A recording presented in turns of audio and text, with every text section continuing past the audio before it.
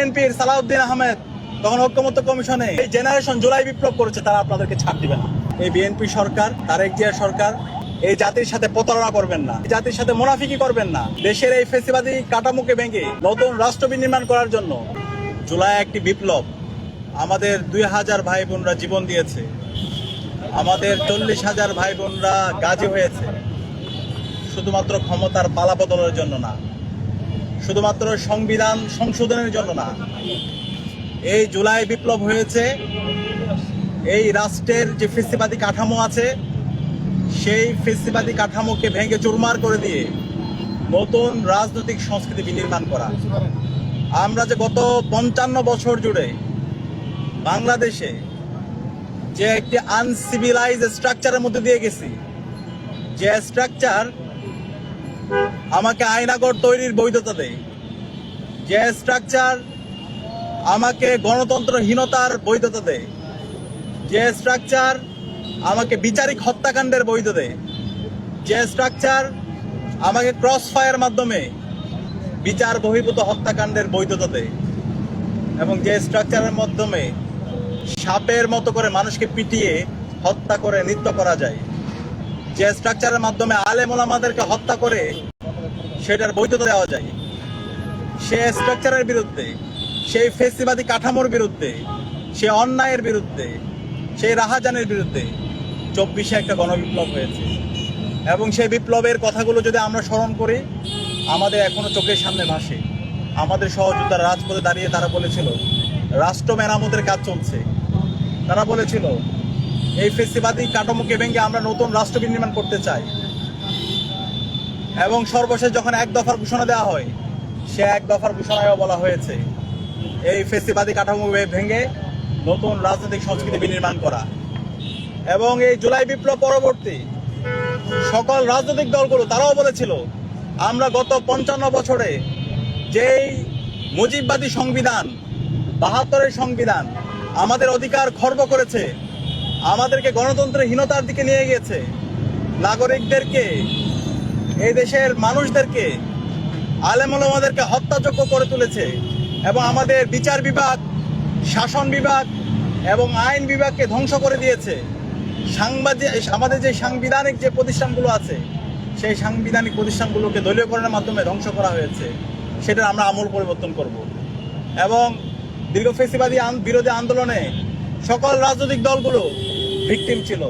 Jamaat Islami, BNP এবং ইসলামী যে দলগুলো আছে এবং অভ্যুত্থানের যে পক্ষের শক্তি, প্রত্যেকেই আমরা ভিকটিম ছিলাম। এবং জুলাই বিপ্লব পরবর্তী এই নতুন রাষ্ট্র কাঠামো বিনির্মাণ করার জন্য ওই সময়ের অন্তর্বর্তীকালীন সরকারের উদ্যোগে জাতীয় ঐক্যমত্য কমিশন গঠিত হয়েছে।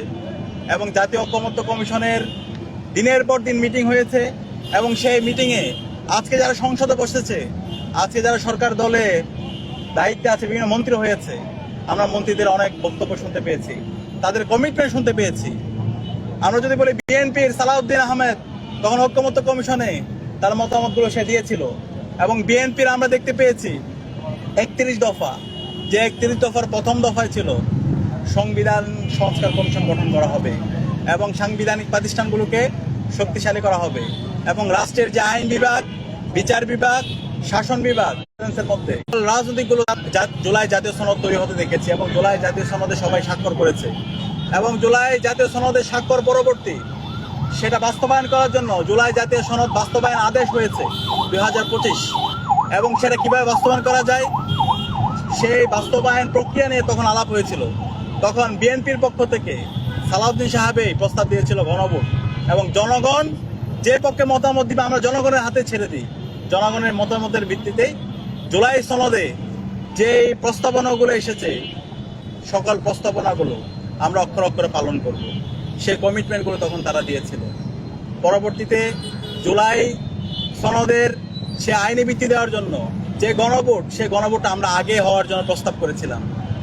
জামাত ইসলামী, এনসিপি থেকে শুরু করে রাজনৈতিক দলগুলো গণভোট আগে হওয়ার প্রস্তাবনা দিয়েছিল এবং সে তার পক্ষে আন্দোলনও হয়েছিল। কিন্তু অন্তর্বর্তীকালীন সরকার তারা বিএনপির প্রেসারে, বিএনপির দাবিতে জাতীয় নির্বাচন এবং গণভোটে একই দিনে দিয়েছিল। আমরা আগে থেকে তাদের চলচাতুরি বুঝতে পারছিলাম। এবং সে অনুযায়ী জাতীয় নির্বাচনের দিনেই গণভোট হয়েছে এবং সেই গণভোটে এই দেশের জনগণ 70% এই ভোট গণভোটের পক্ষে এদেশের জনগণ তারা রায় দিয়েছে। আমরা নির্বাচন পরবর্তী দেখতে পেয়েছি এই নির্বাচন নিয়ে অনেক আপত্তি আছে, তারপরও একটা নির্বাচন পরবর্তী আমরা আশা করেছিলাম এই জুলাই সনদের যে বাস্তবায়ন আদেশ এবং গণভোট অধ্যাদেশের ভিত্তিতে সংবিধান সংস্কার পরিষদ গঠিত হবে এবং সংবিধান সংস্কার পরিষদের শপথ নেওয়ার মাধ্যমে 180 কার্য দিবসের মধ্যে জুলাই সনদের সকল ধারাগুলো এবং যে অধ্যাদেশগুলো অন্তর্বর্তীকালীন সরকারের সময়ে সবার ঐকমত্যের ভিত্তিতে পাশ হয়েছে এই অধ্যাদেশগুলো বাস্তবায়ন হবে এবং জুলাই জাতীয় সনদ কার্যকর হবে। কিন্তু আমরা দেখতে পেয়েছি শপথ অনুষ্ঠানের দিন টু-থার্ড মেজরিটি পাওয়ার পরে তাদের আচরণের পরিবর্তন, তারা আর জুলাইয়ের আকাঙ্ক্ষাকে ধারণ করছেন। জুলাই সনদ এবং জুলাই সনদ বাস্তবায়ন আদেশকে তারা অসাংবিধানিক এবং বিভিন্ন ধরনের সাংবিধানিক আইন এর বিভিন্নভাবে তারা মারপেছের মধ্যে জাতিকে বিভ্রান্ত করার চেষ্টা করেছে। পরবর্তীতে আমরা দেখতে পেয়েছি যে অধ্যাদেশগুলো সবাই ঐকমত হয়েছে, সে অধ্যাদেশগুলো মৌলিক যে অধ্যাদেশ সে অধ্যাদেশগুলো তারা বাতিল করার জন্য ইতিমধ্যে সুপারিশ করেছে। এর মধ্যে আপনারা জানেন গুম প্রতিকার ও প্রতিরোধ অধ্যাদেশ, মানবাধিকার কমিশন অধ্যাদেশ, বিচার বিভাগের যে পরিবর্তনের জন্য আলাদা সচিবালয় গঠন করার যে অধ্যাদেশ ছিল সে অধ্যাদেশ, এরপর হচ্ছে দুদক এবং সাংবিধানিক যে প্রতিষ্ঠানগুলো আছে সেই প্রতিষ্ঠানগুলোর সুরক্ষার জন্য যে অধ্যাদেশগুলো হয়েছে এই সকল অধ্যাদেশগুলো তারা বাতিলের সুপারিশ করেছে, যেটা পুরো জাতির জন্য লজ্জা, যেটা সুস্পষ্টভাবে শহীদদের রক্তের সাথে প্রতারণা করা।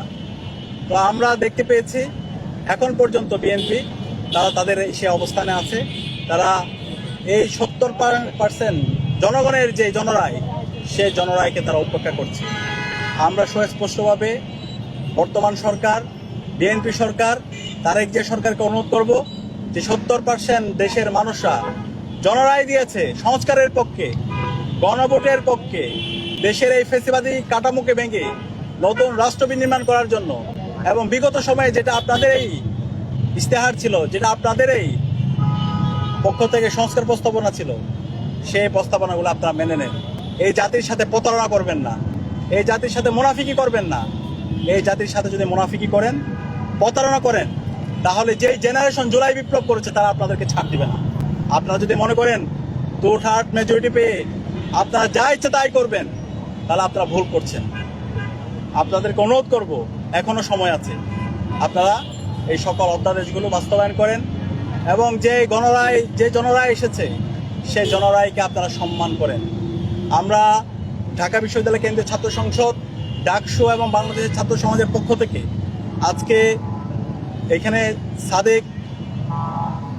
সাদেক এবং সাদিকের সাথে আরও পরবর্তীতে সাকিব এবং শাহিদ এই তিনজন যে অনশনে বসেছেন আমরা তাদের সাথে পূর্ণ সংহতি জ্ঞাপন করছি এবং আমরা তাদেরকে বলতে চাই এই আজকে যে তিনজন শিক্ষার্থী অনশনে বসেছে তারা শুধু তিনজন না, তাদের সাথে পুরো বাংলাদেশের আপামর ছাত্র জনতা তাদের সাথে আছে। যে 70% নাগরিকরা গণভোটে এবং সংস্কারের পক্ষে রায় দিয়েছে তারা সবাই তাদের পক্ষে আছে এবং এই বাংলাদেশে আমরা দীপ্ত কণ্ঠে ঘোষণা করছি ইনশাআল্লাহ যে সংস্কারের জন্য আমাদের 2000 ভাই বোনেরা জীবন দিয়েছে, সেই সংস্কার সেই জুলাই সনদ আমরা বাস্তবায়ন করবো ইনশাআল্লাহ। এই বাংলাদেশে জুলাই সনদ বাস্তবায়ন হবেই এবং এই গণভোট অধ্যাদেশের মাধ্যমে জনগণের যে রায় এসেছে সে রায় বাস্তবায়ন হবে এবং যে অধ্যাদেশগুলোর ব্যাপারে সবাই একমত হয়েছে সে অধ্যাদেশগুলো আমরা বাস্তবায়ন করব। প্রয়োজনে যদি আবার সেই জুলাইয়ের মতো রাজপথে নামতে হয় সেই রাজপথে নামার জন্য আমরা প্রস্তুত আছি, কিন্তু আমরা ছাড় দিব না। আমরা তারেক যে সরকারকে, বিএনপি সরকারকে বলতে চাই যে এই জুলাই জেনারেশন আজকে জুলাই বিপ্লব করেছে, যে তরুণ প্রজন্ম জুলাই বিপ্লব করেছে, যে জেনজিরা জুলাই বিপ্লব করেছে, সেই জেনারেশন আগামী 40 থেকে 50 বছর বাংলাদেশে থাকবে। আমার যে ছোট ভাই স্কুলে পড়ে, মাদ্রাসায় পড়ে, কলেজে পড়ে, যে তার চোখ হারিয়েছে, পা হারিয়েছে, যে পঙ্গু হয়েছে, সেই কিন্তু এখন পর্যন্ত বেঁচে আছে। এবং আমার যে জুলাইয়ের সহযোদ্ধারা যে ভাই আমার, যে মারা তাদের সন্তানকে হারিয়েছে, তাদের প্রিয়জনকে হারিয়েছে, তারা কিন্তু বেঁচে আছে। এই শহীদ পরিবার এবং গাজীদেরকে সাথে নিয়ে আমরা আমাদের লড়াই আমরা জারি রাখবো ইনশাআল্লাহ। আমরা দীপ্ত কণ্ঠে বলতে চাই, যে জমিনে শহীদদের রক্ত ঝরেছে সেই জমিনে ইনসাফ বিজয় হবে ইনশাআল্লাহ।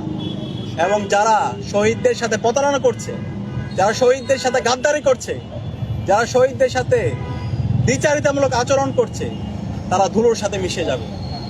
আমি অনুরোধ করব তাদেরকে, এই খুনি হাসিনা থেকে আপনারা শিক্ষা নেন। এই যে খুনি হাসিনা যে এই দেশ থেকে পালালো, যে নিজেকে সবচেয়ে শক্তিশালী হিসাবে নিজেকে সবসময় দাবি করত, তার কোনো শক্তি কাজে আসে না। রাষ্ট্রের সকল প্রতিষ্ঠানকে একসাথে করে সেই ফেসিবাদী কাঠামোকে টিকিয়ে রাখতে চেয়েছিল এবং এই পার্শ্ববর্তী দেশের প্রেসক্রিপশনে সে সব করেছিল, কিন্তু এই গণবিপ্লবের মাধ্যমে সে দেশ থেকে পালাইছে। সুতরাং আপনি যতই শক্তিশালী হন, এই রাষ্ট্রের সকল অর্গানকে সাথে নিয়েও আপনি যদি এই জনরায়কে উপেক্ষা করতে চান, আবার ফেসিবাদী কাঠামোকে রেখে দিতে চান, আবার আইনাগর তৈরি করতে চান, আবার মানবাধিকার হরণ করতে চান, বাংলাদেশের ছাত্র সমাজরা সে তা মেনে নেবে না। এই জুলাইয়ের মাধ্যমে যে জেনারেশন তৈরি হয়েছে, সেই জেনারেশন তারা কোনো ধরনের রাজনৈতিক বাউন্ডারির মধ্যে তারা থাকতে চায় না। এই যে জেনারেশন, আজকে এখানে প্রাইভেট বিশ্ববিদ্যালয়ের শিক্ষার্থী তারা সে অনশনে বসেছে। এই যে প্রাইভেট বিশ্ববিদ্যালয়, পাবলিক বিশ্ববিদ্যালয়, মাদ্রাসা, স্কুল, কলেজ, কৃষক, শ্রমিক, নাগরিক, সর্বস্তরের নাগরিকরা তারা প্রয়োজনে যদি আবার রাজপথে নামতে হয়, সে রাজপথে নামার জন্য তারা প্রস্তুত আছে। সুতরাং আমরা আর চাই না এই 55 বছর পরে, এই জুলাই বিপ্লবের পরে আজকে আমাদের এই সংস্কারের জন্য আবার কথা বলতে হচ্ছে, আবার রাজপথে নামতে হচ্ছে, অনশনে বসতে হচ্ছে। সেটাই আমাদের জন্য লজ্জা। আমরা আশা করব এই বিএনপি সরকার, তারেক জিয়ার সরকার দ্রুত সময়ের মধ্যে যে কমিটমেন্টগুলো দিয়েছে, জুলাই সনদ বাস্তবায়ন যে আদেশ এবং গণভোটের মাধ্যমে যে জনরায় এসেছে, সেটা তারা বাস্তবায়ন করবে ইনশাআল্লাহ। আমরা কথা দিচ্ছি, এই জনরায় বাস্তবায়ন না হওয়ার আগ পর্যন্ত, জুলাই সনদ বাস্তবায়ন না হওয়ার আগ পর্যন্ত আমরা এদেশের মুক্তিকামী ছাত্র জনতাকে সাথে নিয়ে আমরা আমাদের আন্দোলন সংগ্রাম জারি রাখবো ইনশাআল্লাহ।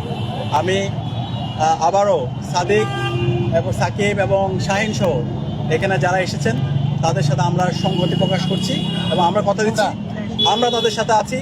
বাংলাদেশের সর্বস্তরের নাগরিকরা, মুক্তিকামী নাগরিকরা, তারা তাদের সাথে আছে এবং ইনশাআল্লাহ এই জমিনে ইনসাফ বিজয় হবে, শহীদদের আকাঙ্ক্ষা বিজয় হবে ইনশাআল্লাহ।